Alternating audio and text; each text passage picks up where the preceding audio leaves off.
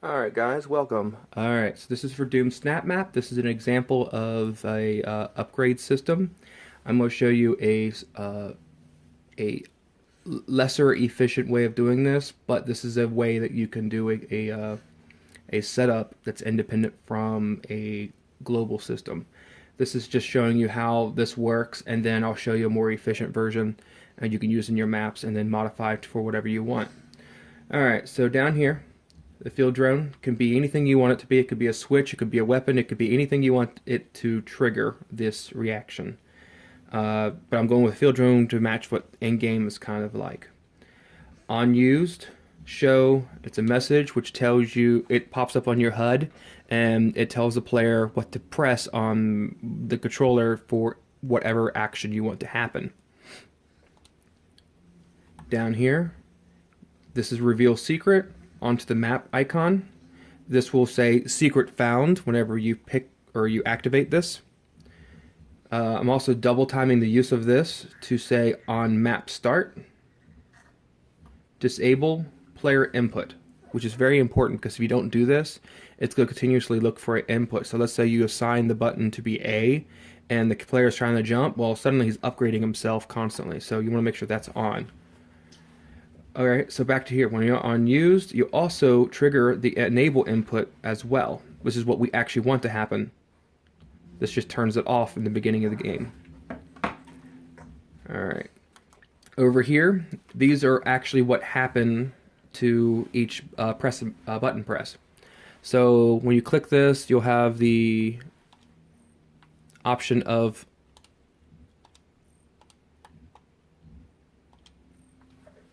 on released of button, on pressed of button. I have 3 set up. This bottom one, when pressed, which is on the taunt 2, which is the down button on my D-pad, it'll play this. Armor bonus. So one's ammo, or one's health, one ammo, and one's armor. Whenever this is pressed, it goes back to the disable player input and complete, which will make sure that you can't press it again. Whenever you press this, also you can see the other line going back here to set modifier, and I have these currently set as 125. Maybe you just want them to jump up in 200. That's whatever you want it to be. You can also change these out to be damage, speed, equipment cooldown. There's all sorts of options in here. Yes, revert.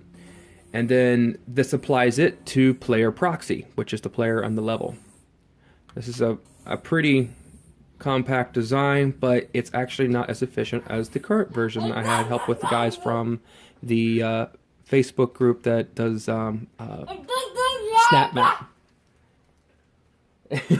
Sorry, that's my baby in the background. Over here is a more simplified version. Way more simplified.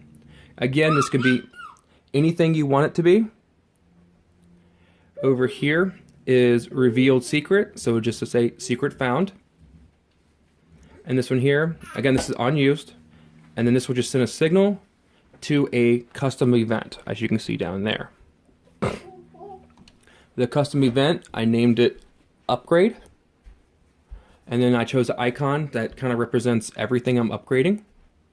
This is like a, as I tried to explain on the Facebook group, like a walkie-talkie. It tells all the references called upgrade to send the signal that I just sent through it. So in this case, it's just sending a signal.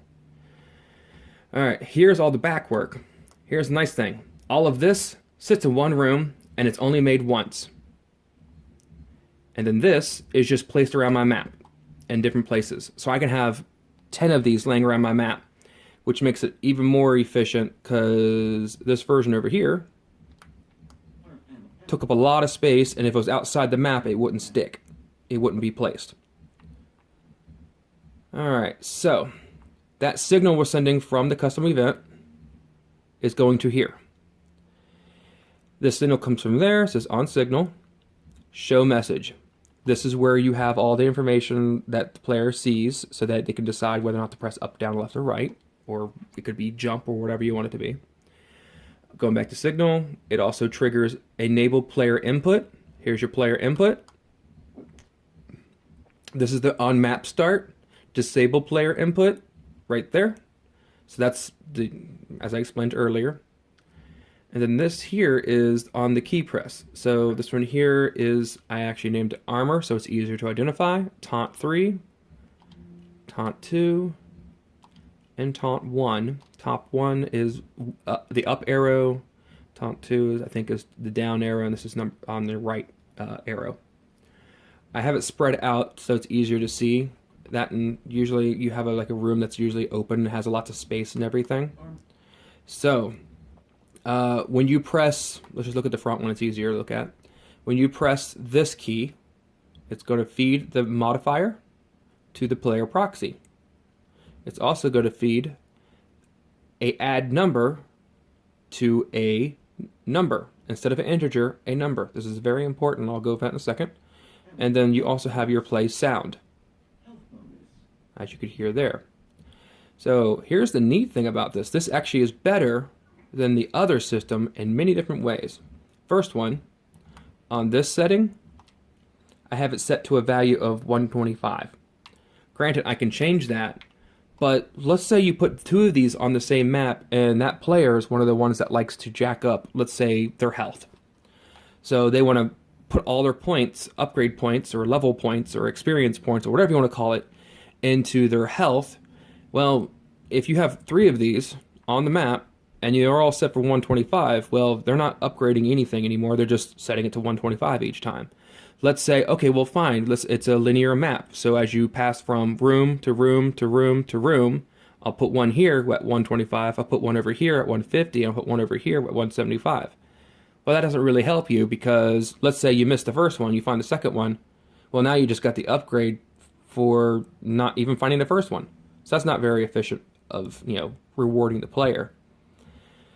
Over here, however, I have it set up in a different way. So this is a number, not an integer. Very important to point out. Right there you can see number. Sorry, went blurry. I named it health. There you go. And down here, I changed icon to the plus symbol just to match the health stuff we do. And then the initial value is 1, which means 100%. Min value is 1, and then max value can be 1,000, it can be 1,000,000, whatever you want, it doesn't matter. It does matter, however, later on with, like, let's say, ammo capacity. Unless you want your character, the players to have the ability to have infinite ammo, I would back that down a little bit. I made that down to 300. So, health, I have it set for 1,000 if they ever get there. This right here says add number. Add number is set to 0.25, not 1, 0.25. If you try to use an integer, integers use whole numbers, so you can't go and do your decimals and you can't do percentages. So in this case here, if we end up finding one of those little robots, it's going to trigger this entire thing. If I choose health, it's going to add 0.25 to this number. Now, why is that important? Because that doesn't seem to do anything to the modifier. Well, this modifier down here, I have it set, as you can see there, at 0.1. So, at 0.1 seconds, it's going to next do this part of the calculation. So, the modifier is going to be this right here is your modifier, so this is my health damage or whatever it is. In this case, I'm doing health. Down here is a variable. Now, normally when you open this thing up, Aeon's only giving you the example over here. Whee! It's only giving you a value, percentage. You might be asking, well, how did you get a variable in there? To do that, I'm using Xbox One.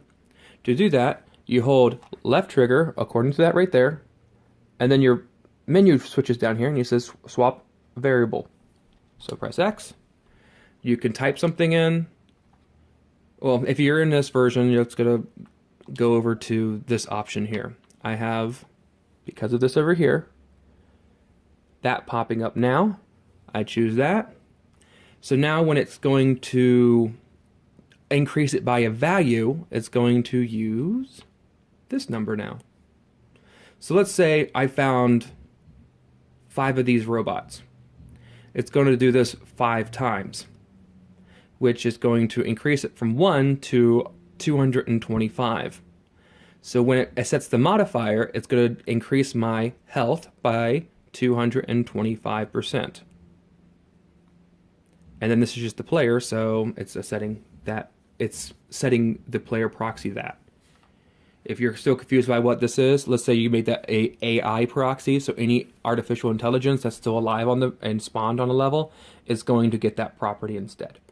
That's basically what that means. And there's everything. Actually, a really pretty simple setup. I'm glad I finally figured this out. It took me forever to figure it out. There's not much data online to do this stuff, and you have to do some rather good amount of digging to figure this stuff out. I want to say thank you to the guys on the Facebook Doom Snapmap community. I haven't found anything really useful on the forums because most of that stuff is kind of old. But yeah, I hope this helps you guys in making whatever you want. This is going to be for my first map. And oh, if you want to select everything, just right trigger twice and you can see it's all selected now, and I can just move it around. And then if you want your stuff to look all pretty and organized and everything, use the snaps, which is right there, snap to grid. So in this case here, I press Y and it places it on the grid. The grid is only active in the X plane. If you can imagine, there's a giant grid paper on the ground. Actually, let me show you. There's the grid paper. So whenever you go to place it and you press Y, it's going to place it on one of those points. But there's no grid going in the Z direction. So you just kind of place it at any height you want it to be, but that's not, that's actually not too bad because now you can condense it like this.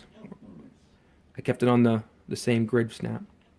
Anyways, if you have any questions or comment, feel free to make a message. All right, thank you for watching.